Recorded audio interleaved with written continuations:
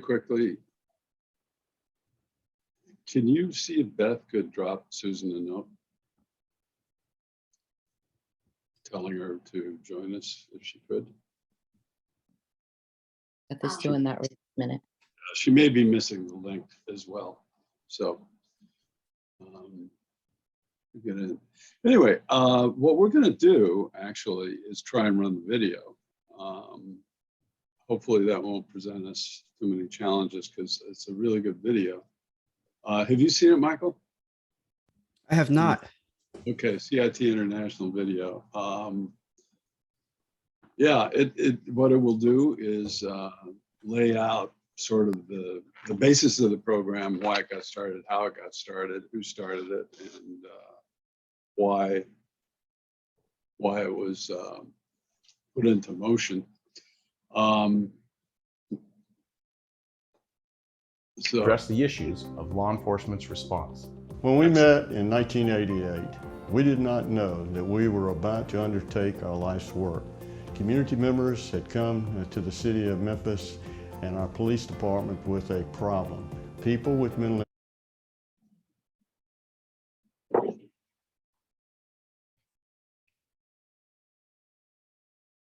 Tara, can you share with me, please?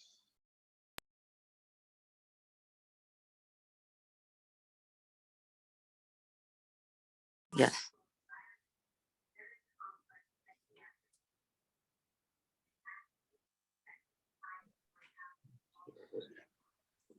There you go, Jim. I'm getting it. Okay. There we go.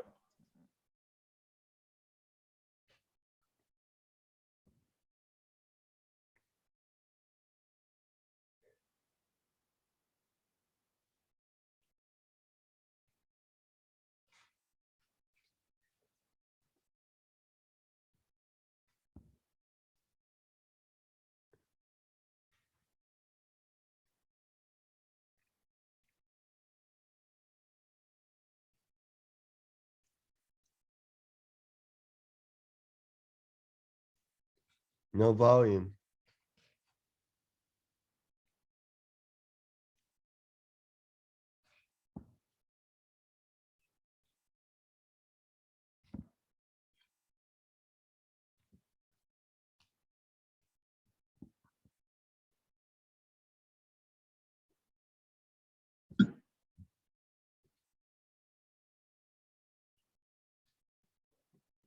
Jim?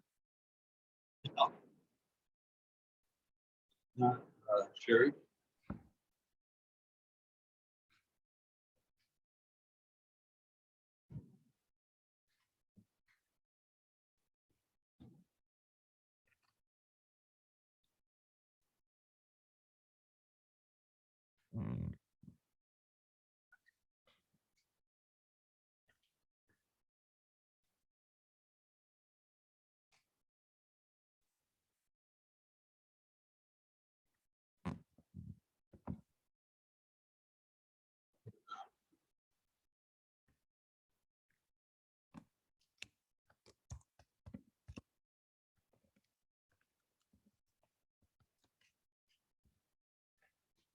Be those times that law enforcement will have to be the Actual community crisis response structure, law enforcement was forced to find ways to take on this responsibility.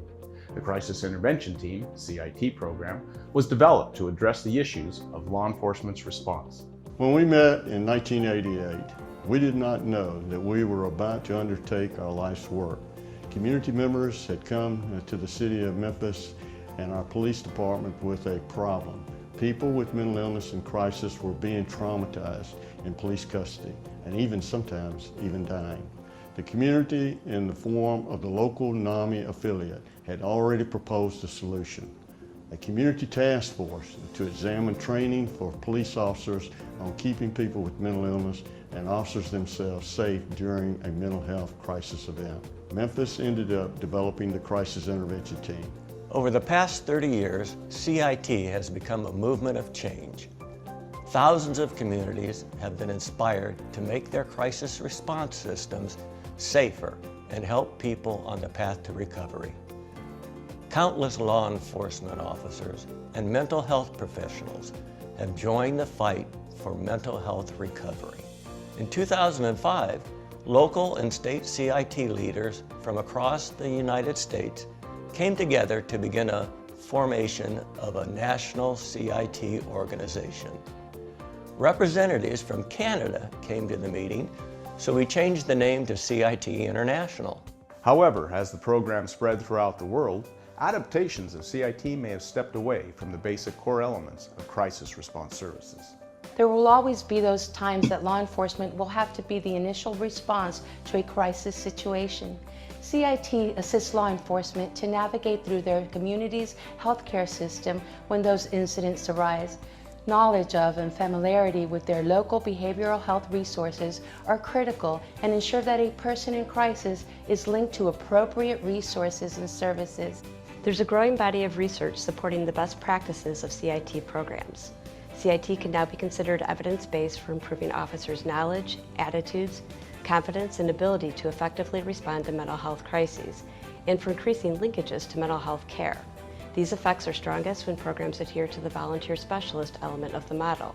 Partnerships are essential to a successful CIT program, and a steering committee of those partnerships is the foundation. Once the executives of your mental health advocacy organizations, law enforcement agencies, and mental health agencies have agreed that CIT is the right path for your community, it's time to invite them to come together. Many communities undergo a process called Sequential Intercept Model Mapping, SIM, which brings together stakeholders to discuss and diagram how people living with mental illness move in and out of the criminal justice system and the crisis response system. SIM mapping can bring clarity to the challenges you face and provide clear steps to improving your crisis response system. The mapping process produces a physical map of the systems and services involved when an individual is in crisis.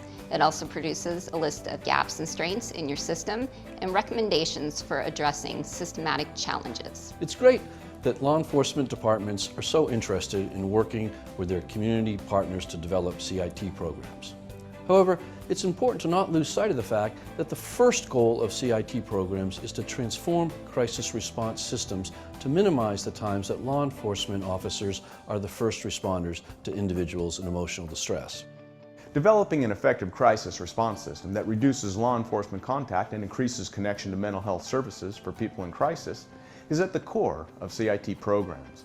The crisis response system must be flexible to connect resources and services to the individual as their needs evolve and provide the services in the least intrusive manner. CIT benefits mental health services. CIT benefits family members of loved ones with mental illness. CIT benefits those with lived experience. CIT benefits law enforcement. Ultimately, mental health care services' first and foremost interest is the care of the individual with mental illness. The earlier we can become involved with a person in crisis, generally, the better the outcomes. Additionally, if we can resolve a crisis in the least intrusive way, the better the outcomes. Why would we not want to try to resolve a crisis situation through a crisis line or treat the individual right in the community if we can?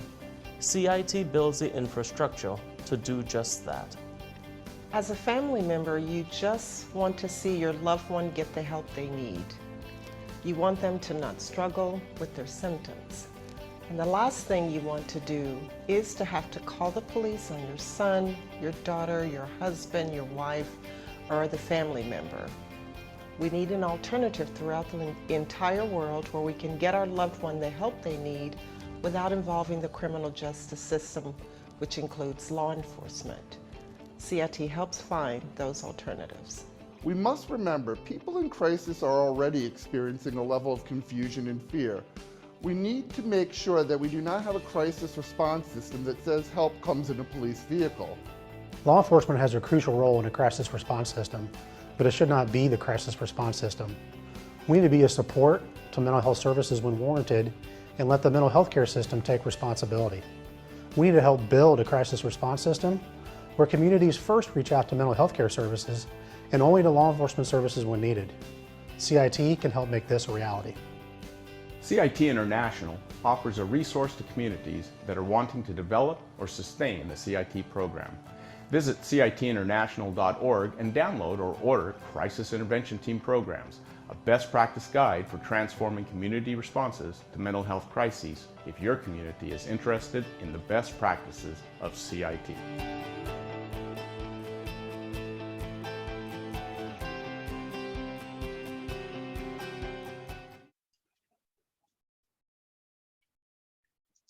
Okay, sorry about the rough start there.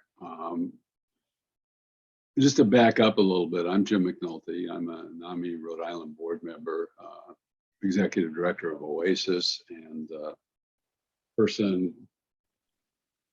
Why am I getting music? Okay. Longtime advocate for CIT. And I volunteered actually to coordinate this workshop, and I've asked Chief Elwood Johnson from the Richmond Police Department down in Richmond, Rhode Island, and Patrolman Michael Ellis and Charlie Feldman, my old colleague. Michael is also with the Richmond Police Department as a patrolman, but he has a history working in a hospital setting in security, and became very interested in crisis intervention and in helping restrain folks in a helpful way, not making the situation worse. So what I'd like to do is start by having Chief Johnson, who as a chief of police has to implement all kinds of training programs and oversee a police department and deal with the mundane and non-trivial task of finding dollars and time for his force to be able to attend trainings like crisis intervention training. And he's been one of the leaders all along in Rhode Island when we brought CIT in. NAMI Rhode Island, OASIS, myself, and others, Susan Jacobson, who's not yet here, have worked for many years to make it a reality. And Washington County, I believe, and the chief can correct me if I'm wrong, but I believe Washington County is, every town has sent officers to crisis intervention training. We're also training EMT and working on training hospital emergency room personnel now and hospital security personnel. And finding that Michael is there is around, he can help advise us on hospital security and how to work with them and participate as a trainer. It's a peer model, and Beth and I are both members of the advisory committee. We sit on it, we have input into it, and we also participate in the trainings. And it's just been a welcome process for us to see this program come in. A little bit later on in the program, Charlie and I will talk about both the personal impact on the lives of families and people who live with mental illness. But right now, if Chief Elwood Johnson would give us an overview, a chief's eye view, if you will, of what's going on in Washington County and in his town of Richmond, and what he sees as the benefits. Morning, Jim. I can't start my video. It says the host has to allow it. We're all non-video, so. Okay, okay. I'm just a voice on the black screen. Yeah, I know you got your tuxedo on this morning, so you'd really shine. But That's okay. I'll take that back to the shop and try to get my money back. Okay. So, hello to everybody on the call. I'll be very blunt and brief. CIT works. That's the only reason that we're involved with it. And our response to mental health related calls over the last 10 years has doubled. And there's a number of reasons that go into that. But certainly the pandemic did not help. It exacerbated pre-existing anxieties people had. When people don't feel safe, when people can't get to their AA meetings or they're coping with a substance abuse addiction, and you take away the coping mechanisms that were healthy and help them get, through each day without a crisis, you're disrupting healthy alternatives and bringing on the result of that, which is, spikes in mental health crises. And some of these are going to be lifelong conditions, chronic conditions, whether it's schizophrenia, or they could just be anxiety attacks or times where people just can't function or operate and they need a little help. The importance of CIT to me as a police officer in a small town, but it's a very large rural area, 40 square miles, people are isolated already. That was, compounded by COVID. And the ability for a police officer to have a rapport with a member of the public in crisis is everything, because rescues often will not, and we have a very good relationship with our local rescue teams. They will not go to the scene until police go there to make it safe. So you don't want to put gas on a fire and send someone who says the wrong thing or doesn't perceive something going on and create a potential obstacle, that person getting the help that they need. And care about the people in our community. The police officers that work here care about the people that work in the community. They also want to be successful. The best way to have success when you go to the scene of somebody in crisis is to understand what they may be going through and how best to communicate with them so that you allay some of their concerns about why there's a uniformed police officer there, and they understand that you're there to help them. Also, you can help them navigate and guide them in how best to address their current situation. We go to the same addresses over and over again. I was with the state police for 24 years. I retired in 2010 and became the police chief here. I can tell you the biggest difference for me and being a municipal police officer is, people in your community because you're going to the same homes oftentimes repeatedly in the course of a year, especially if there's an ongoing mental health concern or there's some family domestic issues going on. And how you make that first impression and how you treat people makes all the difference. And that's true of every relationship. You can bring this into your own home. Think about the people in your life when you have stressors that you're dealing with and they are looking for you to kind of decompress and engage with them. You're really not there mentally. Maybe you snap at people. Those same things can leave a very bad impression for law enforcement who might have a very brief contact and this person just needs help. So CIT has been wonderful. It is expensive because a department our size, we're 14, but that includes me. 24/7, we have to cover our first response calls here, first shift, second shift, third shift. To take 2 or 3 officers, which we did with that first class, the first pilot program CIT training that we hosted in Westerly at Westerly Police Department. I had 3 officers in that class who were on shifts at some point during the day. If they were off duty, I had to pay them overtime to attend, which was, in my opinion, a very good investment. If they were on duty, I had to fill their actual shift work on the road with an overtime officer. It's 40 hours. It's a condensed week, but frankly, that's what you need in order to get the proper certification. There are so many variables in mental health treatment and assistance and, police unique or law enforcement unique aspects of mental health response that it's important to have that 40 square hours. We were one of 4 programs in Washington County. It was Westerly, South Kingstown, Narragansett, and the town of Richmond that first began kind of partnering with our medical professionals and trying to find some grant funding to bring CIT to Rhode Island. And I can just tell you from firsthand experience and observation, it's a huge success. We measure that success in a number of different ways, but my officers were better prepared to go to the scene. I can see, their success at those scenes. I see it in their reports, the way they articulate what they did when they were there and the relationship that they have with people who are dealing, you afford the person dignity while keeping them safe and us safe. That's not to say that you're not prepared to use force if necessary, but frankly, if you use the right words, gestures, physical expressions or facial expressions, you can avoid a lot of unnecessary misunderstandings that can lead to a need to go physical.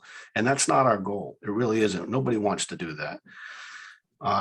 And then the outcomes. I think Patrolman Ellis, Mike, is a very intelligent guy and has a lot of prior work experience that he brought with him that's been a benefit to us. And he's just kind of dovetailed with the CIT program.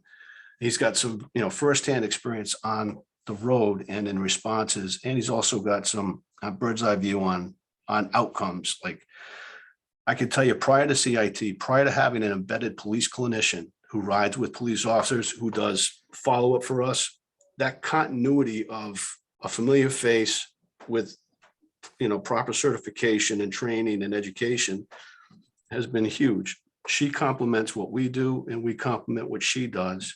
And the goal and the benefit of that is the citizen in distress is the one that gets the benefit of it, the positive outcome of it.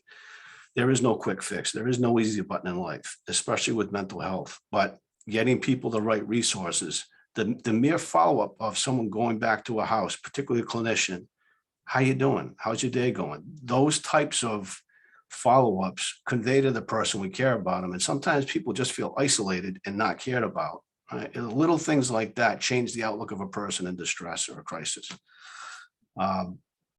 The police clinician was shared amongst those 4 departments. The very first month that we were going to have her begin with us on a once a day, a week basis, we had a call from a concerned citizen. It was the middle of summer. It was July of 2019. And this elderly gentleman from outside of the area was on a bicycle, and he kept falling off of the bicycle. He was very disoriented. Now, at that time, prior to having Allie, our clinician, what did happen is what would have happened. Police went out and tried to identify him, tried to find out who his family was, if he had anybody that could come and pick him up. He was clearly not in the right state of mind, and he was very disoriented. He was presenting all kinds of things, but based in reality that, the ability to give the correct date and who the president was. The local rescue company came out. They weren't comfortable with transporting from that scene. They didn't feel that he was a danger to himself. We had to bring him back to the station. Originally, they were actually going to drive to South County Hospital. Richmond does not have any hospitals. We are approximately 30 minutes from the nearest hospital, if you're not doing lights and siren. And when they get to the hospital, they can't just drop the person off at the door. They're going to be sitting there and guarding, protecting, accompanying that person until someone else of responsibility can take over to bring a clinician in to do an assessment. That ties up one of 2 or 3 cars that we have to protect 40 square miles and 8,000 citizens and thousands of visitors. So, I mean, you can imagine sending a police officer with a person in some type of mental health crisis who needs just to sit down with a clinician for 10 minutes. It could take us 2 or 3 hours. We asked Allie to come down a little early that day. She was supposed to start later in the week. She did. She was coming from Providence. She made it here within 35 minutes. This gentleman wasn't the anxiety for a person in crisis who's already disoriented, being put into the back of a police car, driven to a hospital, made to wait, stimuli all over the place, people walking by, maybe people staring at them. It makes people uncomfortable. It exacerbates their condition. He sat in a comfortable air-conditioned room, drank cold water, talked to the one officer that he dealt with that day. And then within 35 minutes, here comes the clinician, sits down with him for 10 minutes. He needs to go. He needs help. She made that determination. Now he's transported to the hospital with a clear plan. I like that example because it stands out in my mind. It was the first time we had used her, and it was an immediate success. We had all of our patrols in town staged and ready to respond to calls, and we didn't exacerbate that man's condition. I think I've spoken enough. Chief, thank you. I think that's a really succinct summation of the value that the program brings and what you have to go through as an administrator and an executive in the town to just keep the wheels turning.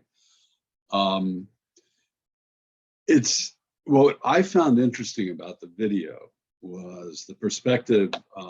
CIT didn't start here, but it seems to be ending up here, where it really says, wait a minute, the police should not be the default mental health response unit. And unfortunately, it seems that very frequently that is the case nowadays. Fortunately, in Washington County, we do have access to a police clinician. That still doesn't always result in, things going quite the way we'd want to. I think that we all need to sort of join together and tell our legislators that it's really essential to build out our mental health system so that we can handle and prevent emergencies from happening in the first place. I also think there's a lot of court reform that could take place, because a lot of people, and I'll talk about this a little bit myself, but a lot of people get caught up in that sequential intercept system that was mentioned in the video.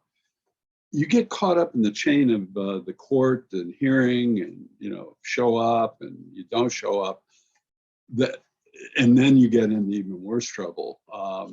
What's your observation on that? Do you have any thoughts on that? Would you care to make a recommendation? One thing I wanted to say in response to what you said about, I know that some people in society who see the fallout part of civil unrest when what happened in Minnesota happened and never should have, that is not representative of certainly of Rhode Island and in most cases anywhere in the country for police. And it's easy to have incidents like that cause distrust for people who don't have relationships with police officers. When it comes to mental health response or any type of response, we are the community. We have to protect and engage and earn the trust of people. And you do that usually on a one-on-one basis, and it's every single contact you have. But the idea that you're going to have clinicians responding directly to a home for a person in crisis is not practical. It is not a reality. And frankly, it's not safe. I remember a murder that occurred in Cranston back in the early 2000s, I believe, in which a clinician went into a person's home who was suffering from schizophrenia and was murdered there in that person's home. Police are trained at keeping people safe and sometimes making subtle observations that other people wouldn't even be aware they were making without disrupting the flow of a conversation. None of these conditions people are dealing with are a one-dimensional problem. A lot of substance abuse or substance use is simply a coping mechanism for an underlying issue. It could be trauma from earlier in life, could be from a mental health condition. Those types of things generate police response. Our officers who are trained in this stuff, they should know who in the community has those problems. We treat everything confidentially. No one should know those. It's not even HIPAA. It's about dignity. The stigma of mental health and the stigma of having any type of issue where it requires therapy or hospitalization is embarrassing for people. It's one of the reasons that they don't seek help. We should always be part of the discussion, as should mental health professionals. We are not clinicians. We're good at, most of us are good at talking to people. I hope to God most departments have people that can talk to somebody and develop a rapport, because that's where the law enforcement is most successful with their communities. If they can talk to people and really listen to them, actively listen and understand what the issues are, and try to mend fences if they're broken. A lot of people, they just don't have the benefit of knowing a police officer personally. And it's easy to believe the negative in society, especially with social media.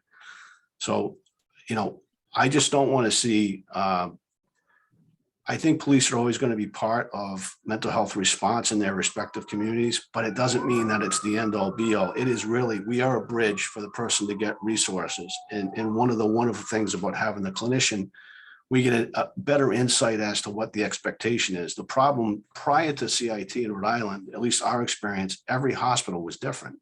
Every ER staff was different. And you're making assurances to a person that you're going to be seeing again the next time they have a mental health crisis. And you're telling them, listen, someone's going to come talk to you probably within 15 to 20 minutes. And then you find out that they were there for 2 hours, were totally frustrated, and walked home before you finished your report.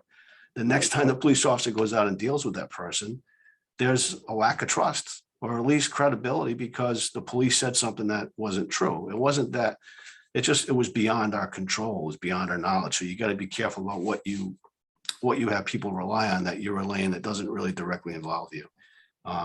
We're just happy to be part of the team. We really are. And this is something that every city and town in Rhode Island and beyond should at least be investing, a quarter of their workforce to. Chief, And thanks. Jim, if I didn't answer your question, please just repeat whatever No, it was. no, Okay. you actually did. You went beyond and really filled in with, I think, some critical information. And you also set the stage, I think, really well for Michael to tell us a little bit about himself and about how he views CIT and crisis intervention in general. So, Michael, if you'd like to take the floor, we'd love to hear your perspective, the patrolman's perspective on CIT. Absolutely, Chief. Good morning, sir. And Jim, thank you very much. I guess it would start back, when I worked in the hospital. I really had worked in various security jobs and had spent a lot of time dealing with the public in different settings, but never from a mental health perspective. And early on, I realized that, when you get somebody in crisis in an emergency room, there's no police department that's going to come and take them away. This is where their journey ends up. And that's when I realized that, verbal de-escalation and appropriate interventions and a hands-off approach was really the easiest way to kind of gain not only compliance, but success and trust, because these people come through the system quite a bit. The other thing I noticed was, this was, 6-7 years ago, I'd say. I was in the setting.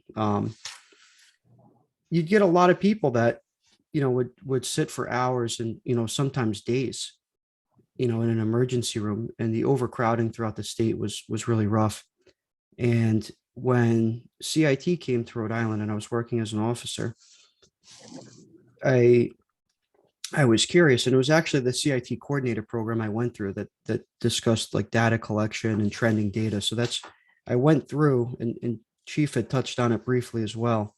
In 2010, our agency responded to 29 mental health calls. And in 2020, 10 years later, our department responded to 123. In 2010, of those 29 mental health calls, almost all of them were transported to a hospital. And starting in 2019, when CIT came, and I have here July of 2019 is when our police clinician started with us. There was an exponential drop, almost a 50% drop in transports to hospitals, which tells us, and I've seen it firsthand, that we're getting more appropriate interventions to people in crisis almost immediately, responding as a police officer with a clinician. We're getting these people where they need to go and the help they need, which isn't always an emergency room. Because like I said before, sometimes people come in to an emergency room because a police officer or whoever thought that would be the appropriate intervention for this person. And they'd sit there for, hours to days.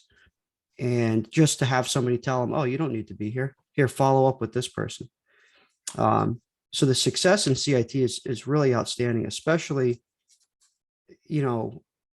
it's giving this perspective to a lot of officers that may otherwise, not have really considered that, these different crises that people are in and how these appropriate interventions can be so successful.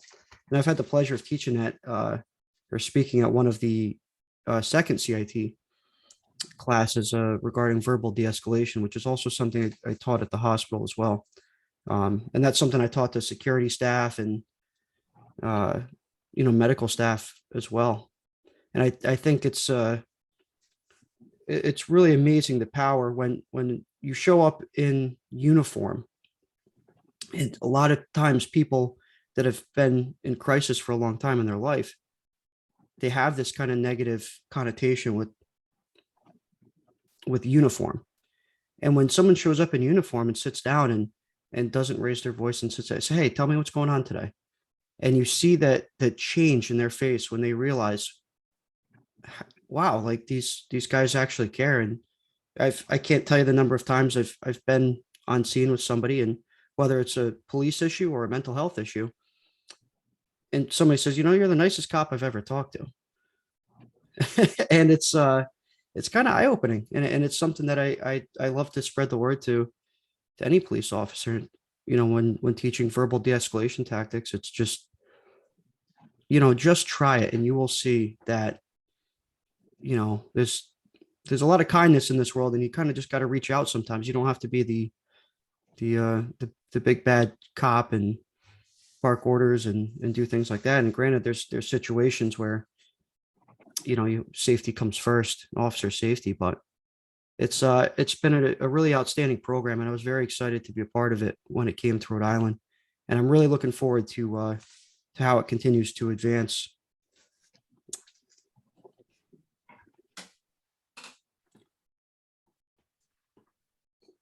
Thank you, Michael. That was a really eloquent summary, and I like your perspective.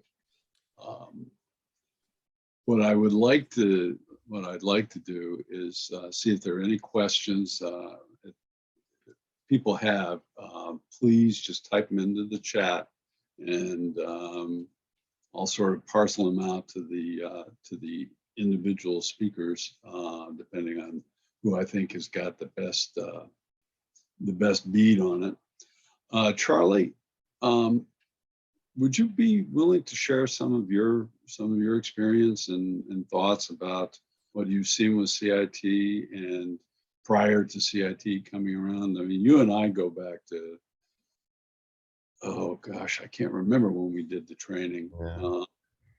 But Well, what? you remember we did a training at the Providence Police Academy, and it finally got going, but it took a long time to catch hold. Anyway, your thoughts, I'd really love to hear them. Yeah, I mean, one thing that really stood out was when Michael said you ask the person what's going on. And when I only had one encounter with police when I was in crisis, and no one asked me what's going on. And as a matter of fact, one thing I do is I facilitate hearing voices groups, which is for people who see things, hear things, or believe things that other people don't.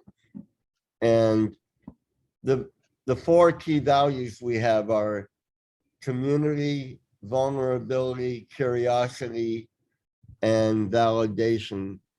And that curiosity part was just brought up, and how important it is.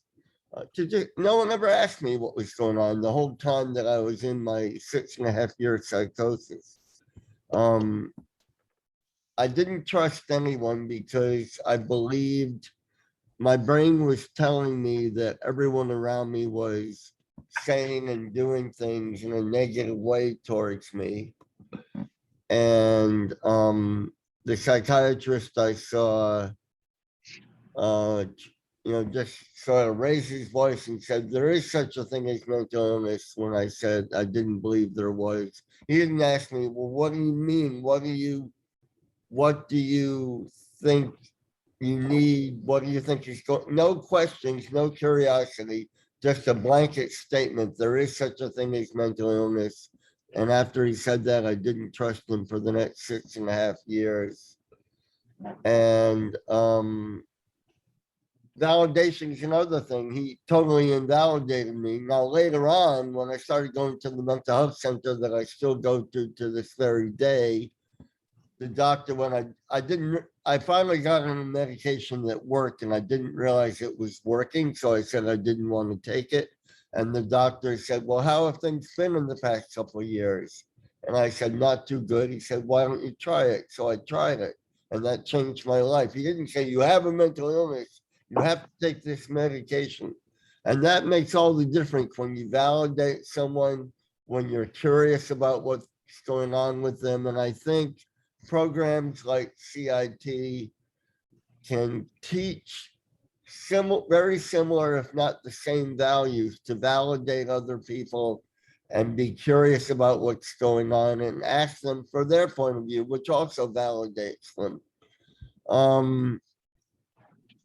Also, I would like to say there is a new program that's starting in Rhode Island called Heal Rhode Island. I think that's the name they're going to give it, which is modeled after the Cahoots program in Oregon, where emergency medical technicians and a mental health clinician will go out on non-threatening calls so that it absolves police of the responsibility for going into every single mental health call that comes up. And in Eugene, Oregon, this has worked very well. No, there's been no violence.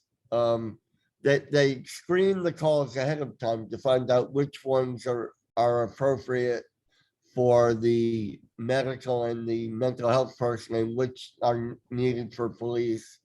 And it saves police it gives police the ability to respond to calls where they're really needed.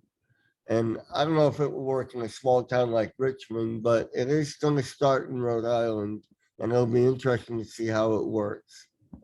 Yeah, they're going to be doing a pilot program, I believe, in Newport. Right. And the Newport County Community Mental Health Center is also involved with it as the contractor. Well, theoretically, they are purchasing. The Rhode Island Division of Purchases has to issue the award, but I think that they probably have the inside track. Yeah. I have no inside track to purchasing, so let me just back away from that. Charlie, thanks. I think you gave a really good perspective. I had my own, I live with bipolar disorder, and I've had my own interactions with police. One when I was back in college, which was not so good, but one many years after that, when I was about 40, and that worked out really well, where they probably saved my life.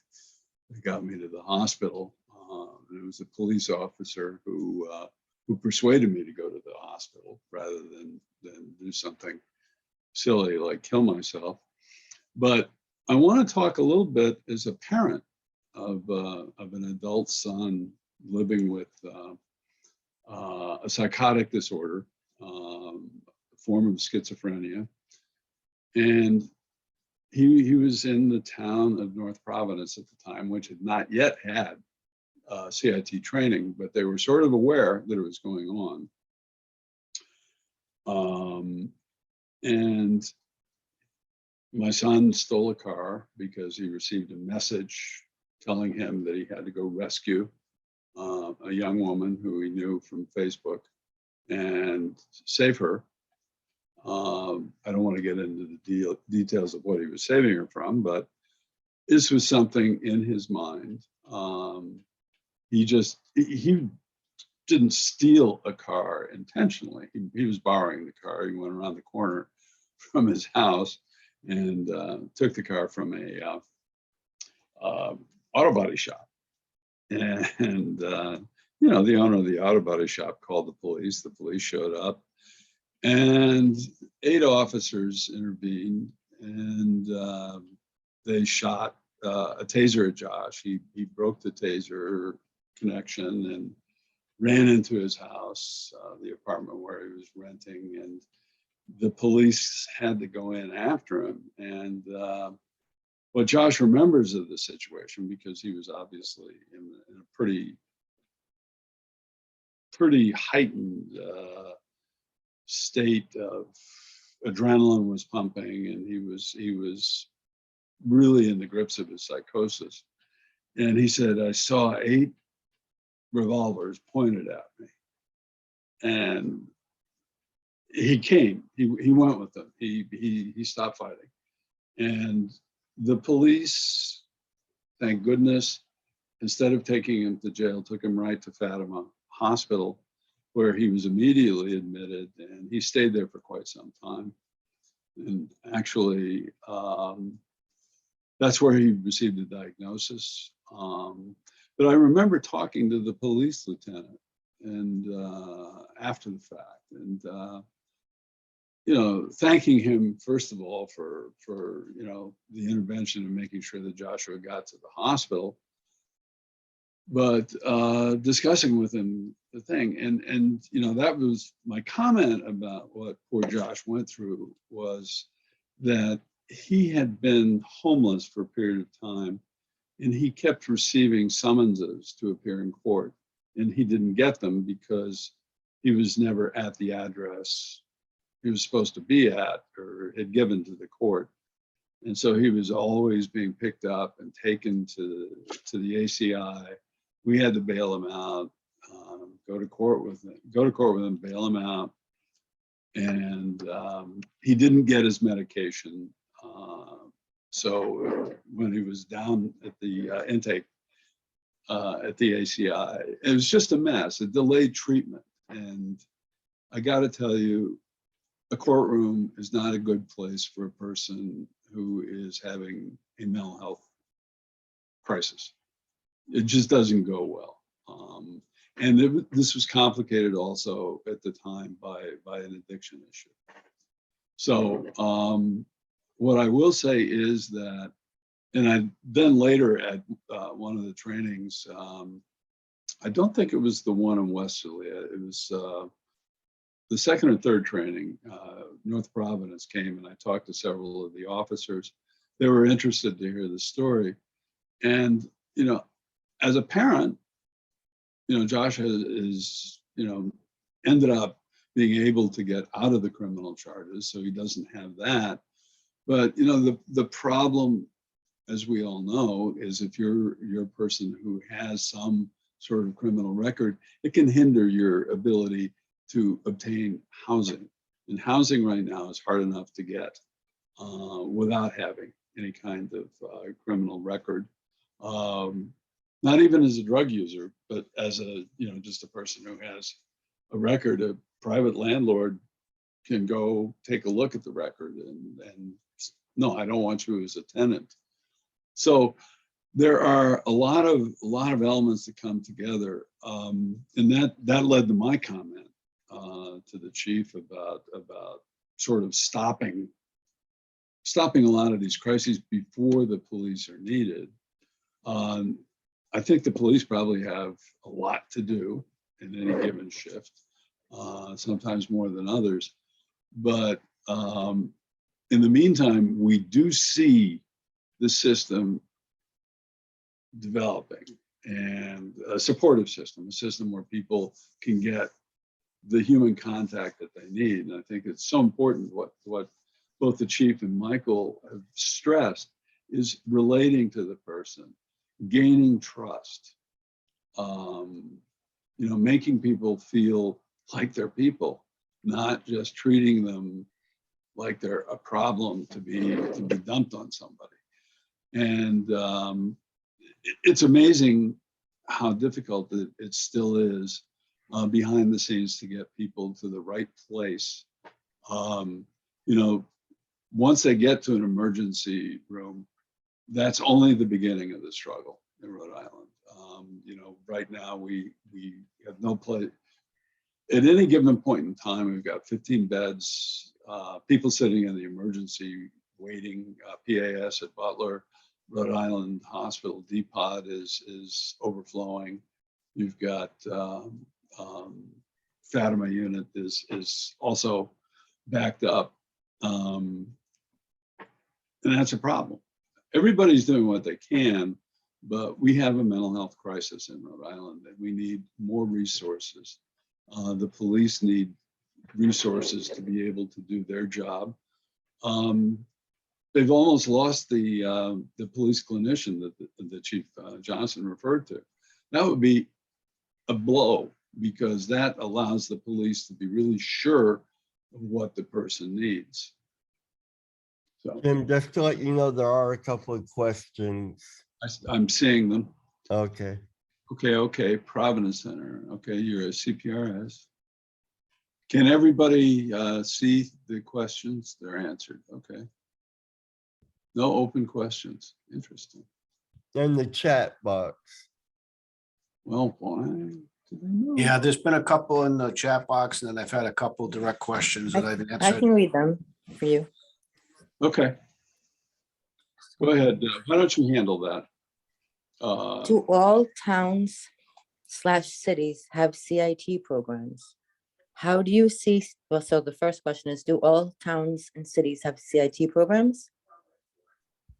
Not yet, but that's our goal. And I think the goal of it was to build a model and see whether or not it was actually something of value that we could say with credibility, hey, this is something you should be doing. It has been offered in a number of different capacities. Emergency dispatchers are getting this training. They're hosted kind of all over the state. We did a training up at Providence. Providence has CIT trained officers. They also have a similar embedded clinician from TPC or the Providence Center. I know that there's a couple handfuls of departments that might not yet have had staff trained, but I see that trending so that eventually you're going to see most every department will have CIT trained officers. I know that North Kingstown came on board. They have embraced this program fully.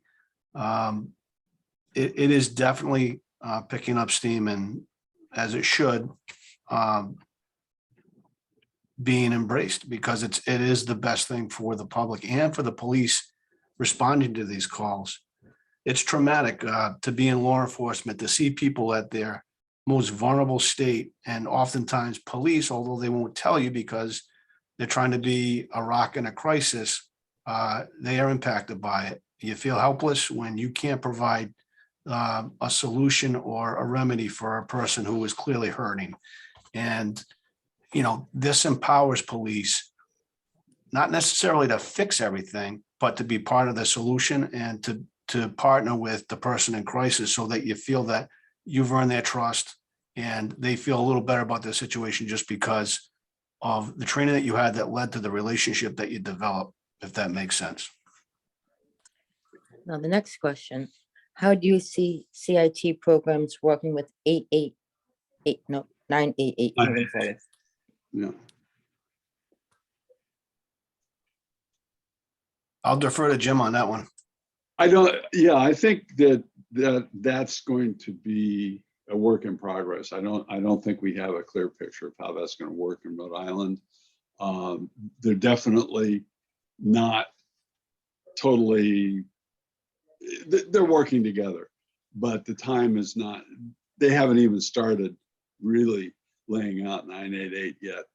And there's going to be a lot of, foundation work that they're going to need to do. In the meantime, remember that 988 is sort of predicated on the fact that, there are going to be calls that have to go to the police. There are clearly calls that emergency clinicians are, even well-trained emergency clinicians are going to need backup from the police. They're just very dangerous situations. I just want to go back a little bit. I hope that answers the question on 988. Well, there's one more question and we have 3 minutes left. Can we get I to the last? understand, Charlie. Let me go back. Dan had a question on between 2010 and 2020, hospitalizations went down. Where did the people go? Dan, what's your source for that, if you can? Because I'm not aware that they went down. If anything, Jim, I believe that was a reference to some of the numbers I had spoke about when I had spoken, and I saw the chief answer in the Q&A.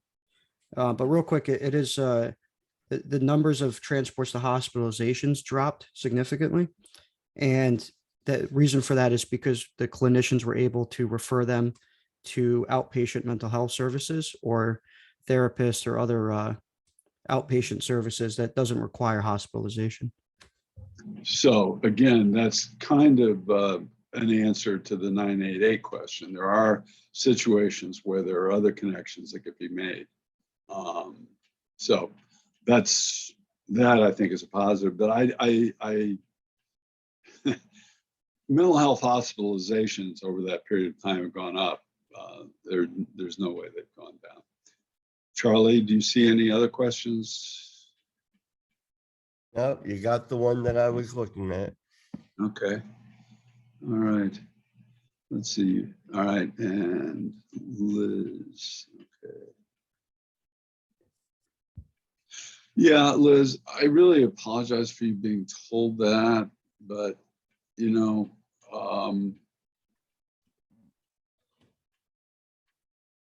unfortunately, you know, despite the best efforts of people like Michael and Chief Johnson and all the folks who are involved in training people, even police officers say dumb things, you know, and even clinicians say dumb things, believe me.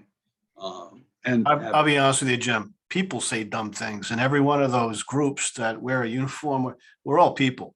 And sometimes people trying to do the right thing, think they've got this brilliant tact, and that's why CIT is so important, because, and I think Charlie touched on this, not to jump too far off topic, people that have delusions or hear voices, we don't hear the voices. So, you know, you're standing in front of a person who's in the middle of a crisis and they hear voices. They really hear voices. The police don't hear them, and the police cannot understand. And they used to get frustrated by, I'm communicating with you. I've asked you a question. Why don't, one of the exercises in the CIT training, they had a person come in, and the police officers did role play and had to wear a headset, which essentially muted anyone within 5 feet of you. And there were constant voice recordings being played into the ears of the person who was playing the mental health crisis victim. And police officers, it opened their eyes. They understood now why. And sometimes, you know, it's a matter of waiting to get their attention and making eye contact and slowing things down. And Mike could speak to this because Mike took that part of the class. And I got to tell you that the officers that took that 40 hours, that was one of the most powerful, impactful segments of the training. You know, and that's it. Somebody said it before, you know, talk to the individual. Every person is unique. You know, you got to get away from labels. There might be a myriad of issues. You know, one is the most prominent that you're trying to deal with right now, but they may have trauma in their life, and it might have involved the police, and, you know, there's going to be triggers there. That training really helps prepare them to anticipate, listen, just because you try first and it's not successful, think about what else could be going on and slow things down a little bit. Yeah. Chief, thank you so much for your words. I think on what you just said, we'll start to close down. Michael, thank you very much. Charlie, as always, thank you for your views. I always value them. And Tara and the rest of the group, I thank you all for being here. And Jim, thanks for organizing this. It's been an educational time for me. I really enjoyed this. It's always a pleasure to hear feedback from the folks who are going through the CIT program. I know I love that hearing. I don't hear voices. So that's not my thing. The hearing voices exercise was unbelievably an eye into what people like my son struggle with all the time, with your voices. So I appreciate it. And Tara, I believe this is a wrap. So thanks again. This will be available, as I understand it, for other people to view, or we can go back and review it and learn from it even more. So thanks again. Thank you, Susan Collins, for your comments.